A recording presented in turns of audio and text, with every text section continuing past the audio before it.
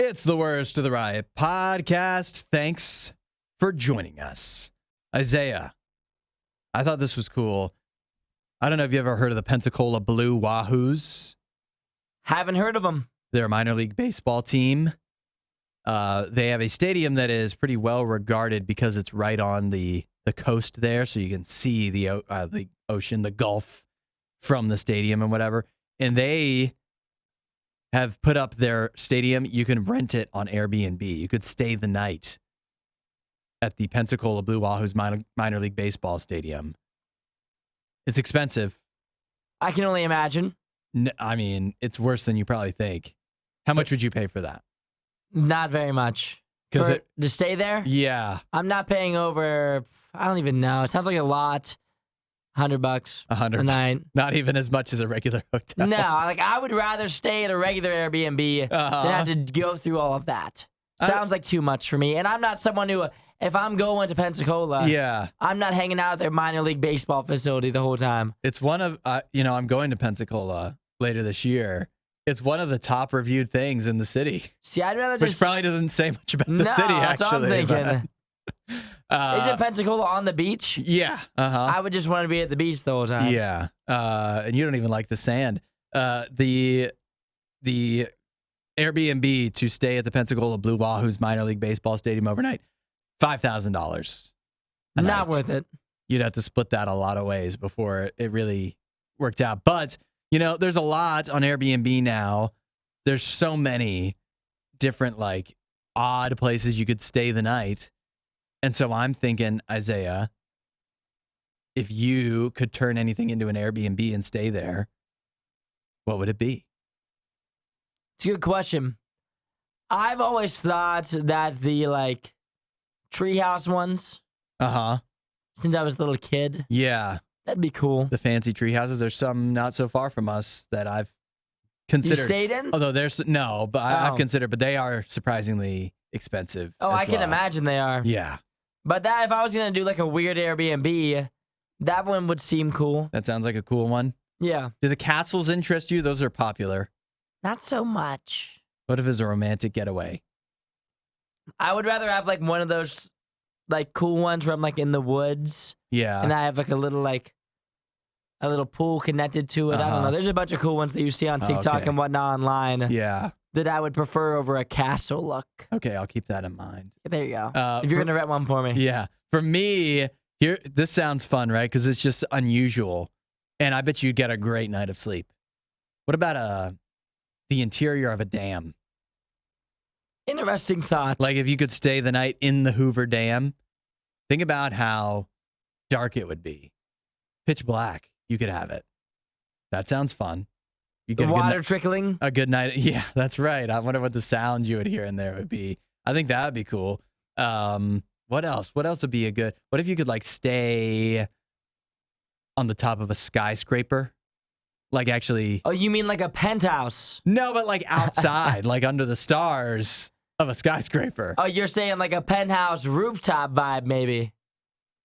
Rooftop. Yeah. At the very top of a very tall building. I'm with that. Would be another idea, although I don't know. I might be a little scared. How do you feel about the whole cave thing? Cave.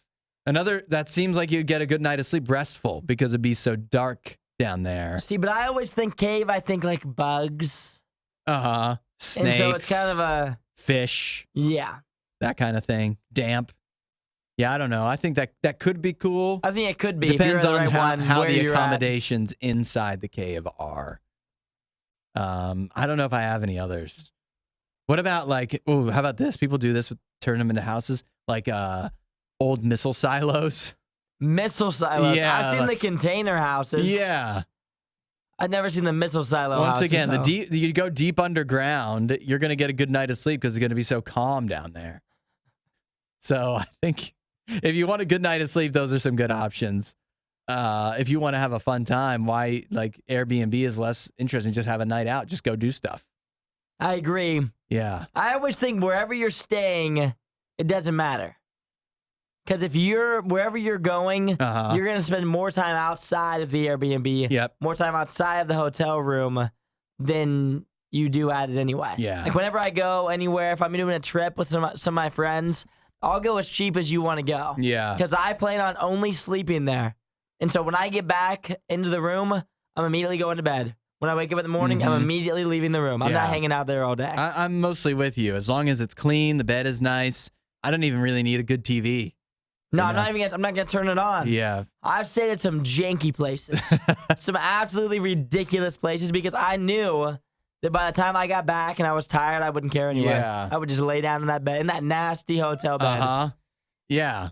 After a fun night, who cares how many needles are underneath that mattress? Oh, no, that's too much for me. Works of the Riot podcast. We'll catch you next time. You won't hear a show like this anywhere else. And that's probably for the best. The worst of the riot. Radio U. For years, Isaiah, plastic straws have been systematically scapegoated and demonized. But now a new study is saying that that paper straws maybe aren't the answer that we want them to be. Those soggy little straws? Yeah. Now, many people have already have criticized those paper straws just for being ineffective all this time, right? Yeah. Not a viable replacement just because they're not as functional. Well, now it turns out not only are they not as functional, they may be just as bad for the environment, if not worse, than the standard plastic straw. A new study here I have says that paper straws are linked to the presence of forever chemicals. You ever heard about forever chemicals? I've heard of it. Yeah, it's something I don't really understand. It's like microplastics. It's one of those things away or something. that may very well be real and killing me, or it could just be something that somebody made up, and I have no idea, and I don't know how I could tell the difference. But apparently, paper straws have forever chemicals, which are compounds that can persist for thousands of years and are linked to cancer, thyroid, and liver issues. So there you have it. And not only when you have a paper straw are you putting that into your body, apparently, but you're also, when you discard your paper straw, putting that into the environment. And so you may, instead of your plastic straw, right, could get stuck in a sea turtle's nose, but but your paper straw could give a sea turtle thyroid disease. Now listen, I don't want to sound insensitive. Uh-huh. I do not get the straw turtle thing. How in the world is a turtle? Think about how many turtles you've seen in your entire life. Not very many. How in the world is a turtle that's floating in the ocean getting a straw stuck in their eye? How is it even possible? Think about how a straw floats in the water. Yeah. How could that possibly stab an animal? You've never had, like, no, when you're swimming and you kind of like have stuff go up your nose? Maybe I saw it. I mean, yet again, if I lived in the ocean my entire life, how many straws would I run into? It depends on on how clean the beach is. You ever been down to the Caribbean and like the not good areas? It's dirty. I'm just saying, like, I think that there's an issue with it, but I just I've never gotten the whole turtle thing. I mean, are we gonna, like, what is next? Well, what about you do this? You ever get like the Coke cans or whatever, or the bottles, and they have those rubber rings holding them all together? Yes. You chop those all up before you throw them away? I don't. So not only are you giving sea turtles straws up their noses, you're giving pelicans those rings to get stuck around their necks. I'm not saying that it's not wrong. I just have always been confused by it. I just don't understand how turtles specifically, no other animals. Well, turtles specifically just keep on running into straws and getting them in their nose. We have video of turtles with straws getting pulled out of their nose. Like, how many turtles rescued? How is this happening over and over again? Well, if you have video of one, that's probably representative of like thousands. Must be. We never caught on video. I've always been confused by it. So you think? I think it's just crazy. So you think plastic straws are good for the environment? No, I'm not saying they're good for the environment. But I'm not saying that I'm willing to use a paper straw. No, I've never been. I'm just anti-straw. I think they're a sign of weakness. But I also think that paper straws, I understand why people don't like them because they do suck and not in the way that they're intended to. So just buy a metal one. Metal's fine. Just carry I it around in your understand pocket it with doesn't have ya. the same mouthfeel, or just put like a coffee lid on and just sip it. You can sip and not spill. Or you just use a plastic straw. Yeah. Whatever you want. Yeah. Your choice. They're all bad. Nobody does it better. The Riot Radio U. Have you seen this? It's actually been taken down off of TikTok, I guess, because it got too popular, too controversial. The couple that wrote up a long-distance relationship contract. It is, it got over 1.8 million views before they decided to take it down because, I don't know, I guess their notifications were just popping off. But we have a guy and a gal here. They're in a long-distance relationship. And let me share with you some of the notes, some of the stipulations in this contract that they both signed. See what you make of it. Violation. Well, first of all, by signing the agreement, you acknowledge the following terms. Neither party is allowed to end the relationship until September 1st, 2024, unless there's a breach of one of the violations listed below. September 1st of next year. Okay, Yeah, got it. uh-huh. So 1 year. Yep, you got 1 year. Violation 16, cheating. Violation 17, slander against either party, including in this contract. And that includes complaining about the relationship, speaking poorly about your partner, etc. Violation 18, neglect of participating parties' emotional or physical state. How can that be proven? That seems kind of objective there. Yeah. It says in the contract, all issues with the opposing party are required to be brought to the attention of the party in question. Arguments must result in a resolution, apology, and closing action of affection. And long distance will require a gift of some sort to be ordered to each party's house to put an end. They must not argue much. I guess not. Because that would be a lot of gifts. This is a tough one for some people. Location must always be turned on. Every call seen must be answered. They must call at least once a day. Keep in continuous contact throughout the day. Always give extra reassurance. And it goes on. And people are divided about whether this is like amazing or psycho. What do you think? You've been in a long-term or a long-distance relationship, haven't you? Mm-hmm. Did you ever do something like this? Did I ever get a contract? No, I mean, if you did, you probably would have gone viral. I mean, would you, though? I would never go to this length of signing a form or anything. Uh-huh. This seems extra to me, but that might just be how their couple is. Seems like how it. their duo is. But I don't see anything wrong with what they did. Seems fine to me. I'm unbothered by it. I think it's a little bit extra. Yeah. This all seems pretty self-explanatory of a long-distance relationship anyway.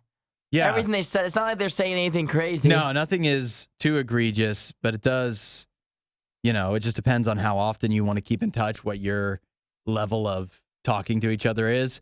Usually, if you're living far apart, yeah, you think talking once a day is pretty... That's standard. That's pretty typical. Yeah.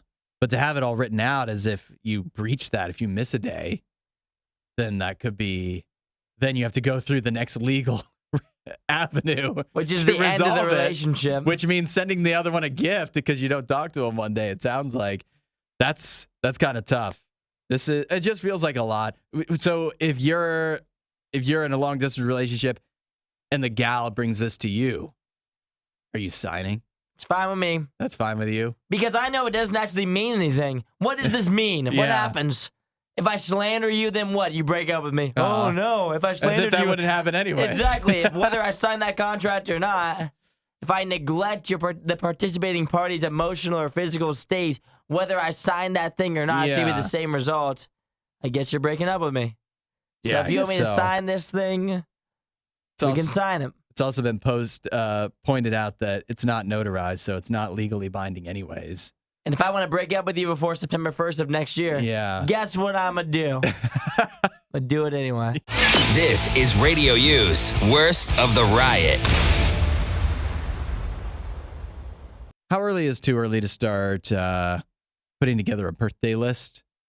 I think when you're a little bit over a month out. That's when it's fine. Yeah, once you close in on that month spot, in between 1 and 2 months, I think you're good. Oh, so I'm good then right now if I wanted to start. You are good to go. Because you know when my birthday is. It is coming up. It's coming up. It's coming up fast. About a month and a half from now. Just about so. Almost precisely. Yep. And to the day almost. I did get a little bit of flack from my wife because I was scrolling through stuff yesterday, starting to pick stuff out. And she's like, doesn't it feel a little early? And I was like, I don't know. I don't want to be caught flat-footed when my birthday rolls around and people start asking me for a list, as they inevitably do. That's what happens. Yeah. I don't want, when Isaiah asks me a week from now, hey, isn't your birthday coming up? What would you like me to get you? I don't want to say to Isaiah, I have no idea. I haven't looked. So I have a list here that I've been working on. And do you ever feel this, Isaiah? Do you ever feel like when you're putting together a list or like scrolling through? Because I hear you doing this in the mornings a lot. You're scrolling through different clothes, jackets, and shoes and stuff. That's what I'm looking at. Mm-hmm. You think you're happier when you're looking through, scrolling through, trying to decide what you want than when you actually get? It might be. Yeah. It does feel good to shop. Yeah. And to like figure out if you're going to like it or not. Mm-hmm. Have all the different options. It's like endless opportunity. Yep. You know? It is. The endless opportunity and the idea of having, again, for me, it's so often clothes. The idea of having these clothes is better than actually wearing them, especially after the first time you wear it. Then it's just old news. That's true. And because you never know how good it's going to look on you. That's right. When you're looking at it, you're like, man, this is going to look so good on me. Yep. And sometimes you get it and you're like, this doesn't look as good. But when you're looking at it, that's when you feel like you're going to look the best. Yeah. I definitely have some shirts that are like, oh, I'm going to look awesome in this. And then I get it and I look like a Burger King employee or something. Yep. Yeah. Just sorry, Burger King employees, but it's just not the same. And I think that it's so often that we get these pictures in our mind of like, oh, this is going to make me happy. This is going to make me, I'm just going to love this. I love how. And then it just never quite, especially again, after you have it for a few days, it never quite lives up to what you hope it will be. And it doesn't mean it's not a good product. It doesn't mean it's not something great to have, but it just doesn't fill that niche that you're looking for. We can chase so many things. We can have so many things that we have our eye on, more money, more possessions, whatever. And then I guess what you really realize is, what I've realized is, as happy as you think those things will make you, and they can make you a little bit happy, what really winds up happening is you realize they can't love you back. So there's a part of you that just cannot be fulfilled by all the money and all the stuff in the world. They can only be fulfilled by a few things, like a really happy relationship with somebody, your family, friends, and Jesus. Like there's that one spot that only Jesus can fill, because he will love you back. He will fulfill you and give you peace in a way that nothing else can, that nobody else can. And so if you feel like you're rushing around searching for that, that's where to find it. And you can find it right now. Say, hey, God, I'm ready for that. I feel like there's just something else I need in life, and I think it might be you. So start talking to him. Let him talk to you, and go from there. If you want to know more, RadioU.com/free gift. Oh, hi there. This Worst of the Riot. Crank that up. Radio U. And we have a special guest joining us this morning for Sports Fight. We've talked NayNay into waking up early because this sports fight revolves in part around your very own Dallas Cowboys. Oh, does it now? We got some big news over the weekend that the Dallas Cowboys traded with the San Francisco 49ers to acquire quarterback Trey Lance. Trey Lance, of course, a few years ago was the number 3 overall pick in the draft. Barely played for the 49ers, and now you got him. Well, first of all, before I give my take, I would like to thank both of you for having me on the show. Welcome to the American public. Thank you so much for having me. But now let's get in to the real juicy details of this. I bet you might be surprised to hear I like this move. I think this move from Trey Lance to the Dallas Cowboys for a 4th round pick was not only a steal, but this is exactly what the team needed. I think this is not only what the team needed, I think the organization needed this, but most importantly, Dak Prescott. I'm going to tell you why. Let's rewind back to Friday where I was getting texts and calls from every person known to man saying, what do you think about this, NayNay? We want to hear your reaction. We want to hear every single thing that you got to say about this. Does this mean that Dak Prescott is done? I think this is going to elevate Dak Prescott's game because hear me out when I say this move was for next season, not this season. This move was for next season, not this season. Dak Prescott's up for a contract extension the following year. And because of that, this is going to elevate his game because there's someone looking behind him saying, hey, if you mess up, I'm coming in. So that is where we're going to be sitting at. If he screws it up this year, Trey Lance might have a little bit more of a prominent role in the team. But honestly, I'm not a Dak like aficionado. I'm a Cowboys aficionado. So as long as we can win, that's all I care about. So if Dak gets benched this year, that's not going to happen. If it serves There's the a team 0% well, chance that happens. If Dak gets injured this year, that's higher likely. Then now instead of having Cooper Rush, who I don't know, last I checked did pretty good last year, but apparently Cooper Flush. Well, you've given a negative nickname to your backup quarterback. He's a backup for a reason, Hudson. He has a better record than Dak does. Does he though? Does he though? So I mean, Isaiah, NayNay's clearly excited. Yeah. Would you be excited if you were a Cowboys fan? If the Browns did this? Well, for me, like I understand his viewpoints, obviously pushing Dak, which I'm cool with. I don't see a way where Trey Lance is going to overtake Dak at any point during the season. If he was good, he would have played. Yeah. For the San Francisco 49ers. And the thing that really stinks about Trey Lance is there like hasn't been a first-round pick that has been given less of an opportunity. Like he's played in one NFL game ever. Yeah. And then after that, he got hurt. Like what third overall pick played in one NFL game and then got traded? Like that's never happened before. They always at least get a season to at least develop. And so for him, he got like the rawest of raw end of deals of almost all time of top 10 picks at the quarterback position. And so, I mean, they knew he was going to be a project coming in. They gave him absolutely no chance. I think he's in the right spot to develop behind Dak. And then maybe someday down the line, if he sticks with it, he might be able to get a start. He might be able to get at least a second string. Yeah. Perhaps. I think it's hard. You know, I don't think it's a bad trade. All they gave up was a 4th-round pick. It's a money trade. You definitely make that trade every time. Why not take a flyer? It's not, you have a quarterback, but maybe he can develop into something. But at the same time, like if it was me on the Packers or whatever, would I be getting super excited about acquiring Trey Lance? No, because you have Jordan Love, and I mean, he has proven about as much as him, so you don't want two of them on the same team. He's actually had more success, I think, than Trey Lance, which is not saying much. So, well, I'm happy for it. If you're happy, I'm happy. Thank you. I'll be buying the jersey promptly. Wasn't that a great Riot clip? While you're here, you should watch more of our videos and subscribe so you don't miss what we do next.